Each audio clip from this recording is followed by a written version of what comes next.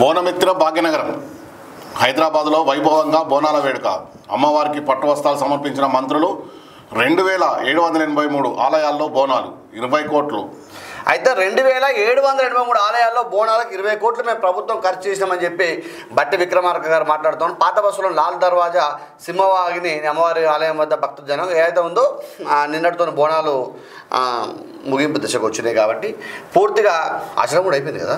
26 తారీఖు శ్రావణం కదా. నిన్న హైదరాబాద్లో ఉన్నాను నేను. కాకపోతే ఇప్పుడు మనం అంటే వాడకు ఇప్పుడు దాని ఏమంటారు అమ్మవారు ఉంటారు కదా, సేమ్ మన వినాయక చవితిని అంటే వినాయకుడిని ఎలా ఊరేగింపు కానీ దాని ఏమంటారు ఎంత ప్రతిష్టాత్మకంగా చేస్తాము, సేమ్ అదే విధంగా ఉంది అక్కడ పరిస్థితి. వాస్తవం. ప్రతి గల్లికి ఒక అమ్మవారి టెంపుల్ ఉంటుంది. పోచమ్మ, మైసమ్మ, అన్ని అమ్మవారు ఉంటాయి. చిన్నపాటి గుళ్ళు మనం ఎట్లయితే ఊళ్ళలో మొక్కుతామో చిన్నపాటి గుళ్ళు ఉంటాయి. ఆ చిన్నపాటి గుళ్ళకు మంచి డెకరేషన్ చేసి మస్తు ఖర్చు పెడతారా, వినాయక చవితిలోకే ఫుల్ ఖర్చు పెట్టి అందంగా తీర్చిదిద్ది అంటే పూల చెట్ల దాన్ని పూలతో అలంకరించి డీజే సౌండ్స్ కానీ పెట్టుకుంటా పొద్దున్నే మహిళలందరూ కూడా దాని బోనం పెట్టుకొని వచ్చి అక్కడ పూజ చేసుకుంటాం. చాలా అద్భుతంగా సాగుతూ ఉంటుంది.